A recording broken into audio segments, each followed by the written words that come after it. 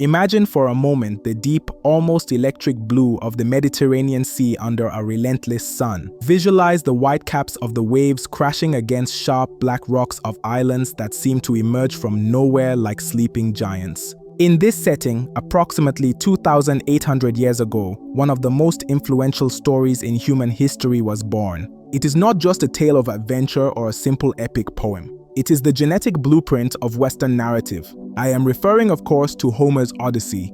To understand the magnitude of this work, we must place ourselves in the 8th century before our era. Back then, Greece was not a unified country, but a collection of city-states and local cultures bound by a language and a pantheon of capricious gods. Writing as we know it was being born or reborn, and stories were passed down through the voice. This is where the figure of Homer appears, a name that, for many experts, does not represent a single man, but a tradition of oral poets known as rhapsodes. These artists were capable of memorizing thousands of verses thanks to rhythmic formulas and repetitive structures. The Odyssey is the result of centuries of this tradition, refined until reaching perfection. To grasp the weight of this work, we must look back toward the Iliad. If the Iliad is the poem of force, of destructive war, and of glory on the battlefield, the Odyssey is the poem of intelligence, of survival, and of the return home. The Trojan War has ended after 10 years of siege. Great heroes like Achilles or Hector are dead. Those who survived are trying to return to their homes. But for Odysseus, the king of Ithaca, the journey is only just beginning. This man is no ordinary warrior. He is known as the man of many twists or the man of many devices. In Greek, the word is polytropos, which literally means the one of many turns. Odysseus is not the strongest or the tallest, but he is the most cunning. He is the man who designed the wooden horse that allowed the fall of Troy, ending a decade of bloodshed through a master deception. This characteristic is fundamental because it marks a shift in the human mentality. We move from valuing only physical strength to valuing the mental capacity to solve problems and adapt to circumstances. The central conflict of the Odyssey is deceptively simple, yet profoundly complex in its underlying layers. Odysseus wants to return home, reclaim his kingdom, and embrace his wife Penelope and his son Telemachus. However, the universe seems to conspire against him. He has offended Poseidon, the god of the seas, by blinding his son, the Cyclops Polyphemus. This act of survival triggers a divine curse that will keep him away from his homeland for another 10 years.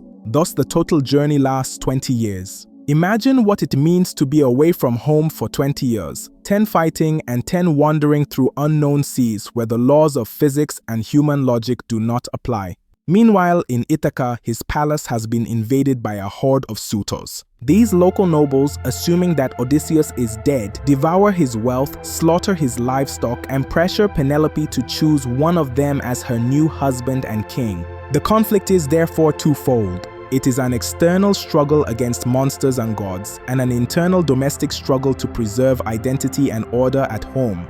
The structure of the work is fascinating from a narratological point of view. Homer does not tell the story linearly. He begins in media res, that is, in the middle of things. When we begin reading, Odysseus has already been trapped on the island of the nymph Calypso for years. The narrative is traditionally divided into 3 large blocks. The first is the Telemachi, which follows the footsteps of Telemachus, the son who never truly knew his father and who now, as a young adult, decides to set out in search of him. This is a journey of maturation, a quest for heritage and the father figure in a world that seems to have forgotten the heroes of old. The second block consists of the tales in the court of the Phaeacians, where Odysseus himself recounts his past adventures in a long temporal jump backward. This is where we find the most iconic episodes. And the third block is the return to Ithaca and the vengeance against the suitors. This puzzle-like structure keeps the audience engaged while exploring themes much denser than simple action. One of the most powerful concepts we must analyze is the idea of nostos. From this Greek word comes our modern word nostalgia. Nostos means homecoming and algos means pain. Nostalgia is, literally, the pain of the wound caused by the desire to return. For Odysseus, this return is not just a geographic displacement, it is a reconstruction of his being. During his travels, Odysseus loses everything. He loses his ships, he loses his companions, he loses his wealth, and at one point he even loses his name. When he faces the Cyclops Polyphemus and the creature asks who he is, Odysseus replies that his name is Nobody. This is a masterstroke of cunning so that when the Cyclops calls for help, he screams that nobody is killing him and thus his brothers do not come to the rescue. But being nobody carries a psychological price. In the ancient world, one's name and reputation, what they called kleos, were the only things that guaranteed immortality. By saying he is nobody, Odysseus renounces his social existence to save his biological existence. Much of the Odyssey is about how this man becomes somebody once again. This process of reclaiming identity inevitably leads us to another crucial aspect, which is the tension between divine immortality and human finitude. The encounter with the nymph Calypso is defining in this sense. Calypso keeps him on her paradisiacal island and offers him something no other mortal could refuse. She offers him immortality and eternal youth. She offers him a life forever in a garden of delights without pain or old age. And yet, Odysseus sits every day on the shore of the sea to weep, looking toward the horizon, toward distant Ithaca. He prefers to be a mortal man, to grow old with his wife and eventually die, rather than be a god alongside a perfect nymph in a place without history. This choice is an ode to the human condition. Homer tells us that what gives value to life is precisely its fragility, our emotional bonds, and the sense of belonging to a place and a community. Calypso's eternity is a golden prison because it lacks meaning, it lacks struggle, and above all, it lacks a home. But to understand this fully, we must look toward the complexity of the female characters in the work, something that is often unfairly simplified. Penelope is not simply the self-sacrificing wife who waits. She is Odysseus's intellectual mirror. She also uses cunning to survive. Her famous trick of weaving and unweaving the shroud of her father-in-law Laertes is a form of political and personal resistance. She tells the suitors she will choose one when she finishes the weaving, but every night she undoes what was done during the day. Penelope is a strategist of time. While Odysseus fights sea monsters, she fights time and social pressure in a hostile domestic environment. The relationship between the two is not based solely on modern romantic love, but on homophrosyne, which is like-mindedness or mental harmony. They are two halves of the same coin of cunning and resilience. On the other hand, we have figures like Circe, the sorceress who transforms men into pigs. This episode is frequently interpreted as a warning about the loss of human dignity to basic appetites or the temptation to abandon reason. Circe represents the danger of the wild and the unknown, but she is also the one who, once overcome by Odysseus's intelligence, becomes his ally and guide. Through her, Odysseus must descend into Hades, the world of the dead. This journey, known as catabasis, is a fundamental literary trope. A hero is not a complete hero until he faces death face to face and returns to tell the tale. In the underworld, Odysseus speaks with the shades of his old friends. The encounter with Achilles is devastating to the previous heroic ethic. The great warrior of Troy tells him he would rather be the poorest of servants on the land of the living than the king of all the dead. This marks a total philosophical turn. Military glory is no longer the supreme value. Life, however humble it may be, is preferable to eternal nothingness. This paradigm shift is also reflected in the concept of xenia, or the law of hospitality. In the Greek world, receiving a stranger was a sacred mandate protected by Zeus. You had to feed and give drink to the traveler before even asking their name. The Odyssey is, in essence, a study of good and bad hospitality. The suitors in Ithaca are the ultimate example of bad hospitality. They abuse the home of the absent host. Conversely, the Phaeacians represent the ideal hospitality, helping Odysseus return even at the risk of suffering Poseidon's wrath. The violation of these social norms is what morally justifies the final violence of the work. When Odysseus returns disguised as a beggar, he is testing the xenia of his own people. Only those who treat him with humanity despite his ragged appearance, like the swineherd Eumaeus or his old dog Argos, prove to be worthy of his new kingdom. The deconstruction of Odysseus's figure reveals a deeply grey character, far from moral perfection. He is a compulsive liar. He lies even when there is no need to do so, simply out of a protective instinct. He is proud, and his pride is what brings him misfortune. After blinding Polyphemus and being safe on his ship, he cannot help but shout his true name to the giant, so that the world knows who defeated him. It is that ego that allows Poseidon to know whom he should punish. This human trait, the need to be recognized, is his great weakness. Throughout his travels, Odysseus must learn to tame that pride. He must learn that to be king again, he must first be capable of being a beggar, of being humble, and of waiting for the precise moment. Patience is the other great virtue exalted in the work. If we analyze the symbolism of the sea in the Odyssey, we see that it is not just a body of water. It is the space of transformation and chaos. At sea, the rules of civilization disappear. It is where monsters like Scylla and Charybdis dwell. Scylla is the six-headed monster that devours men, and Charybdis is the whirlpool that swallows entire ships. They represent the eternal dilemma of decision-making. Sometimes in life, we are between Scylla and Charybdis, forced to choose between two inevitable evils. Odysseus chooses to lose 6 men to Scylla, rather than lose his entire crew in Charybdis's whirlpool. It is the leader's logic, cold and pragmatic, faced with the weight of responsibility over others' lives. This type of psychological analysis is what keeps the work relevant. It's not about fantasy monsters, but metaphors for the risks and extreme decisions that define our character. This inevitably leads us to another crucial aspect, which is divine intervention. In the Odyssey, the gods are not distant or moral figures in the modern sense. They are beings with personalities, grudges, and favoritism. Athena, the goddess of wisdom and strategy, is Odysseus's protector. She admires him because she sees herself reflected in him. Poseidon, by contrast, is the offended brute force of nature. The relationship between Odysseus and Athena is almost an intellectual collaboration. Often, Athena disguises herself to guide him, but Odysseus usually sees through her disguises. This dynamic suggests that divine help comes to those who already possess the qualities necessary to help themselves. Athena's wisdom and Odysseus's cunning are in many ways the same thing. The work asks us whether the gods are external forces or if they are personifications of our own internal capacities and the turns of fortune.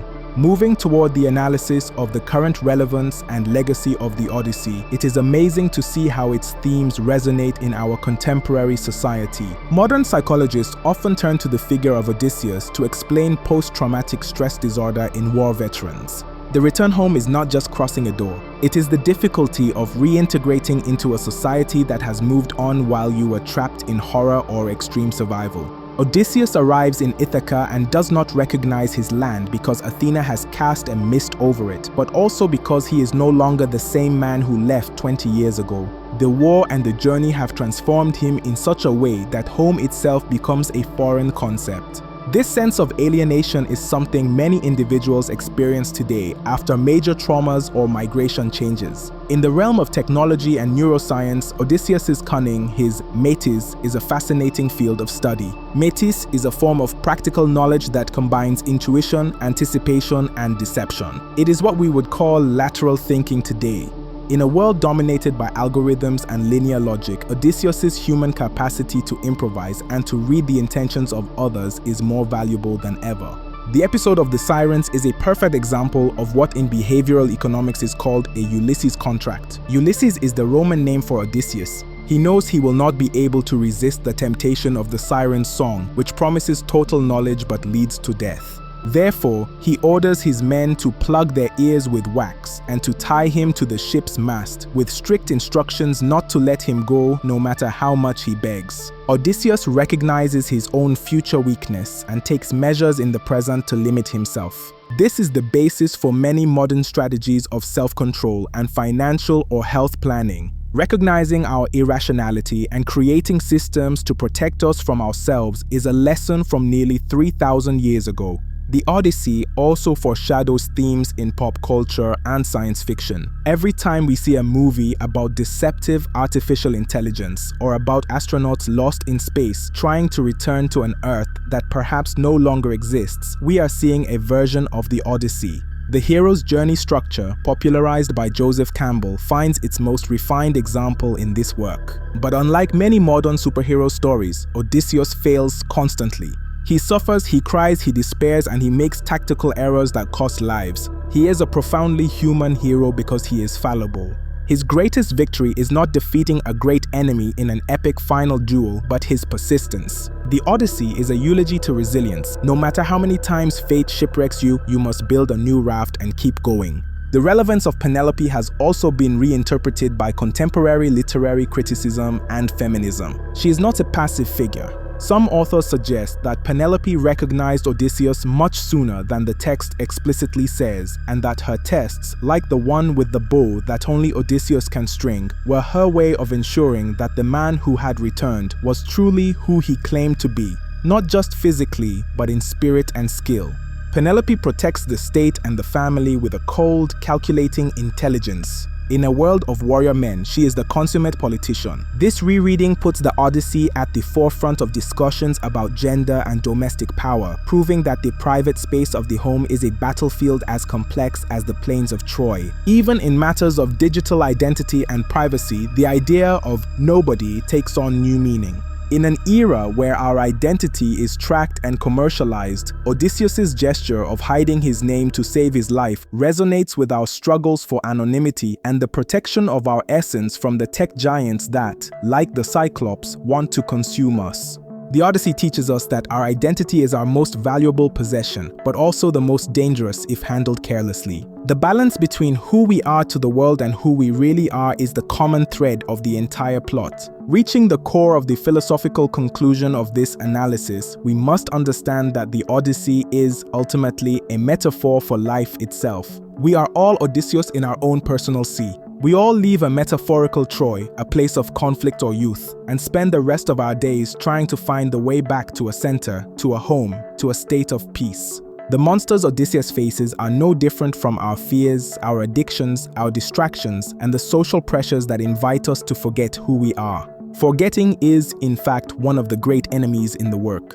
The lotus eaters, who eat the lotus flower and forget their homeland, or Circe, who turns men into animals without memory, represent the temptation to live an easy life but one void of purpose and personal history. Homer tells us that the journey is necessary. Odysseus could not simply teleport to Ithaca. He had to go through suffering, learning, and loss to be the king his people needed. Wisdom is not acquired in comfort, but in the conflict between our will and the forces of a universe that often ignores us. The beauty of the Odyssey lies in the fact that, despite all the intervention of gods and magic, what finally saves the hero is his humanity, his capacity to love his wife, to remember his father, and to desire his own land above divine immortality. It is an eternal reminder that we are beings defined by our bonds and our history. In closing this deep analysis, it is clear that the Odyssey is not a book that is read and then put away. It is a text that breathes and evolves with each generation.